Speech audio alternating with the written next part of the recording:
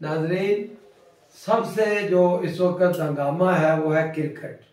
गो के अपोजिशन बाहर रोडों के ऊपर है, तरीके लबैक वाले भी वो रोडों के ऊपर हैं और पाकिस्तान के नौजवानों की, बल्कि हर एक की, सबसे ज़्यादा जो अवाम की इस वक्त दिलचस्पी है वो सिर्फ और सिर्फ क्रिकेट में है।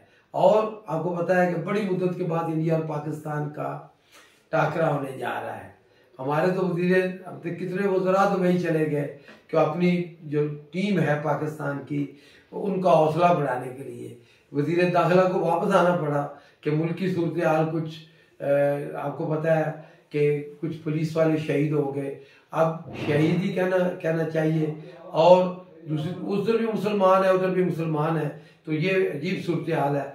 लेकिन क्रिकेट की बात हो रही है तो हम सब एक रवायत बनी हुई है कि कहते हैं कि भाई दुआ करें जी, तो बिल्कुल इसमें तो कोई शक नहीं कि दुआ करें, लेकिन मैं तो ये कहता हूँ कि दुआ के साथ साथ टीम मेहनत करे। देखिए क्रिकेट आजकल साइंस बन चुकी है।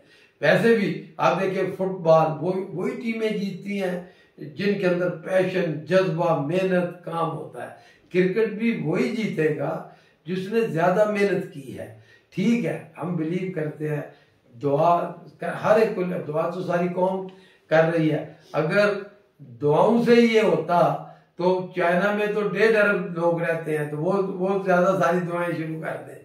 तो जैसे इंडिया में तो हमसे 1 अरब से ज्यादा रहते हैं, तो वहां भी मंदिरों की घंटियां बज रही हैं, वो अपने हिसाब से दुआएं कर रहे हैं। लेकिन होना ये चाहिए कि टीम को ये सोचना चाहिए कि वो वैसे ये गेम है, हार जीत होती रहती है। क्रिकेट तो कहते हैं कि जेंटलमैन गेम है।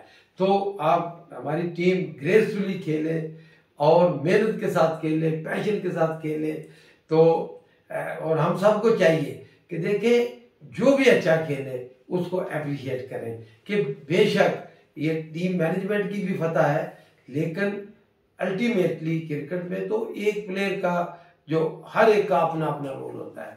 तो अल्लाह करे कि पाकिस्तान जीत के आए।